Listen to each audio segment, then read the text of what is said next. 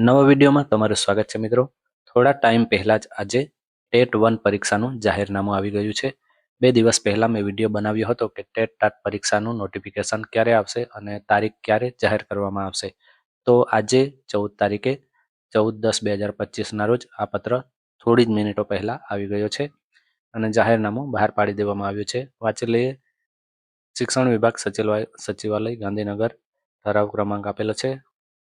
એના ધારા ધોરણ નિયત થયેલ છે તે મુજબ પરિપત્ર કરવામાં આવ્યો છે. આપણે ડાયરેક્ટ પરીક્ષાનું માળખું જોઈ લઈએ, ટાઈમ ટેબલ જોઈ લઈએ. તો જાહેરનામું બહાર પાડવાની તારીખ છે 14/10/2025. વર્તમાન પત્રમાં કસોટી અંગે જાહેરાત પ્રસિદ્ધ કરવાની તારીખ છે 15/10/2025. આવતીકાલે ન્યૂઝપેપરમાં આવશે. ઉમેદવારો માટે રજિસ્ટ્રેશન ફોર્મ ઓનલાઈન ભરવાનો સમયગાળો 29/10/2025 થી 12/11/2025 સુધી ઓનલાઈન ફોર્મ ભરી શકાશે. નેટ બેન્કિંગ મારફતે ફી સ્વીકારવાનો સમયગાળો 29/10/2025 થી 14/11/2025. પરીક્ષાનો સંભવિત તારીખ અને મહિનો 14 ડિસેમ્બર 2025 પરીક્ષા લેવામાં આવે એવી શક્યતા છે અને 14 ડિસેમ્બર તો ફિક્સ જ છે, પણ જો કોઈ કારણોસર આગળ પાછળ થાય તો ડિસેમ્બરમાં તારીખ આગળ પાછળ આવી શકે છે. 14 ડિસેમ્બર ફિક્સ છે ટેટ 1 પરીક્ષાની. તો દરેકને પરીક્ષાની તૈયારી માટે all the best. Sara mark અને સારા ગુણે પાસ થાવ એવી શુભેચ્છા. અને વધુ માહિતી જોઈતી હોય તો તમે નીચેનો પરિપત્ર વિડીયો સ્ટોપ કરીને વાંચી શકો છો.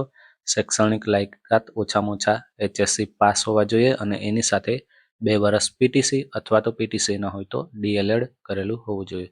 બાકીની લાયકાત તમે વાંચી લેજો વિડીયો સ્ટોપ કરીને.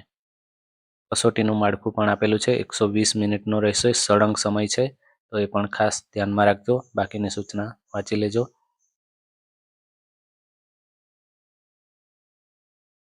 પરીક્ષા fee SC ST SC BC PH માટે 250 છે.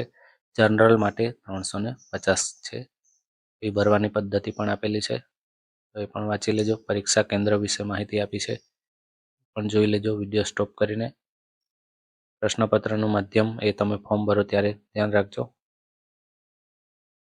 ત્યાર પછી આ જે સુધારો આપેલો છે એ કેટલા ગુણો છે એ પણ અહીં આપ્યો છે.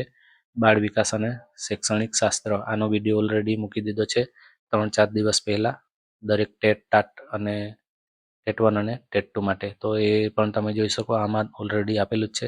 બાળ વિકાસના 15 ગુણ છે, એમાં કયા કયા મુદ્દા આવે છે એ છે. અને બાકીના જે 5 ગુણ છે એ આમાં સમાવેશી શિક્ષણના રહેશે. અધ્યયન અને શૈક્ષણિક શાસ્ત્ર એના 10, એમ કુલ મળીને 30 થશે. તો આ મુદ્દા તમે જોઈ લેજો, એમાંથી પૂછાશે. બાકીનો જે 30 ગુણ છે બીજો વિભાગ, એમાં આ પ્રમાણેના મુદ્દા છે. ગુજરાતી ભાષા વિકાસની શૈક્ષણિક પદ્ધતિ, તો એ છે. અંગ્રેજી માટેના મુદ્દા અહીંયા આપ્યા છે અંગ્રેજી ભાષામાં, તો એ પણ તમે જોઈ લેજો. એ જ રીતે 5 વિભાગ છે એ 30 માર્કના છે. ગણિત છે તો ગણિતમાં 15 વિષય વસ્તુ અને પદ્ધતિશાસ્ત્ર 15 એ પ્રમાણે છે. 5મો પણ 30. તો 5 વિભાગ છે, 5 30 માર્કના છે. અને એમાં પણ પેટા વિભાગ 2 એવા પાડેલા છે. પર્યાવરણ વિષય અને પદ્ધતિ એ 20 ગુણ છે 30માંથી, અને બાકીના 10 ગુણ છે એ નીચે આપેલા હશે. 5 ગુણ સામાન્ય જ્ઞાન અને 5 ગુણ શિક્ષણના વર્તમાન પ્રવાહો. એટલે જીકેમાં બહુ ટાઈમ વેસ્ટ કરવા જેવું નથી. આ મુદ્દા જે બાકીના આપેલા છે એ પ્રમાણે વિભાગ પ્રમાણે તમે તૈયારી કરી શકો છો.